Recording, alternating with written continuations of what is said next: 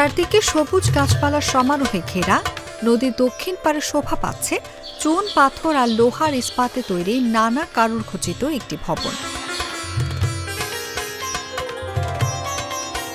বাড়ির ভেতরে খোলা জায়গা রয়েছে, দুটি পুকুর আর 4টি ঘাট, একটি 4চালা টিনের ঘর, খাবার পানির জন্য নলকূপ, কুয়া আর ভবনের পেছনে একটি মিনি পার্ক।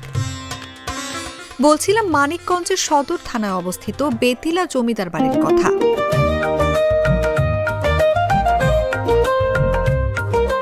জনশ্রুতি আছে তৎকালে কলকাতা থেকে এ অঞ্চলের সঙ্গে পাটের ব্যবসা করতেই যতীন্দ্র সাহা ও সত্যেন্দ্র সাহা মানিকগঞ্জে এসেছিলেন।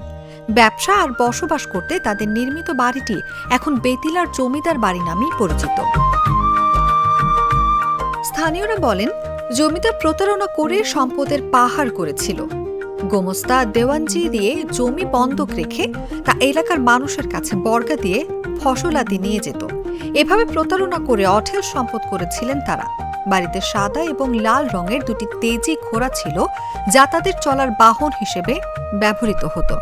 জমিদারের কথা কি, সেইটা আসলে ঘোড়ার ঘর, ওইটা ফাঁক ঘর, ওইটা আসলে পানির ট্যাঙ্কি, এইটা আসলে গোসলখানা, এইটা হইল ফাঁক ঘর, ওইটা ফাঁক ঘর, ওইটা ফাঁক ঘর, ওই ল্যাট্রিনখানা, এগুলো সব জমিদার আমলে করেন না, এবার কিচ্ছু হয়তো। বিল্ডিংয়ে যে কাঠ লাগাইছে, এই কাঠের দাম আছে 2 কোটি টাকা বর্তমানে।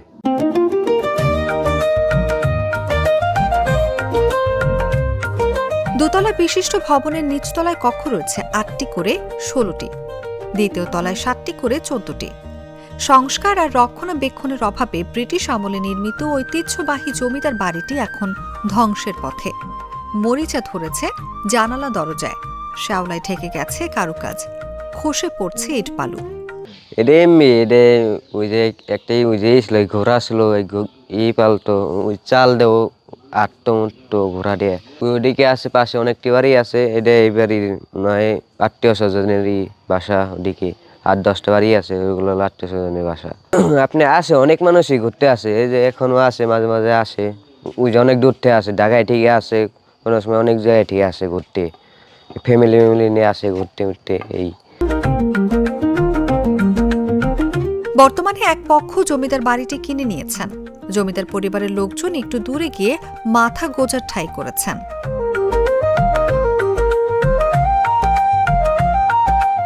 অনুভা বিশ্বাস, জাগো নিউজ।